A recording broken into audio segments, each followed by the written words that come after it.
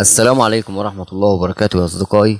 طبعا تمرين الظهر في ناس مبتدئة بتيجي تلعب بالبار وبتقعد أو بتوطي بظهرها فما بتعدلش ظهرها وظهرها بيكون مش مستقيم. فالجهاز اللي أنا بلعب عليه دلوقتي قدامك ده هيظبط ظهرك.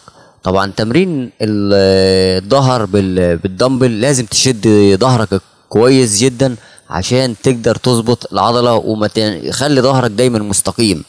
التمرين ده بيفيد عضلات الظهر الخلفية وبيساعدك على المجانس اللي هي في الظهر وعرضها وشكلها وتشريحها. ده التمرين الأساسية في الظهر هي تمرين البار. طب تمرين البار ده بيفيدك في ايه او بيشغل ايه بالظبط؟ تمرين الدمبل والبار لازم تلعبهم بتكنيك كويس جدا. الوزن ما تتجلش وزن لان الوزن بيدمر العضله. العب على جدك عشان تستفاد كويس، لان لو انت لعبت بوزن تقيل ومش ظابط ظهرك اعتبر ان انت كده بتعمل فشل في العضلات، ولا في تطور ولا في تشريح ولا في قوه ولا الوضع اصلا والتكنيك هيكون مظبوط معاك.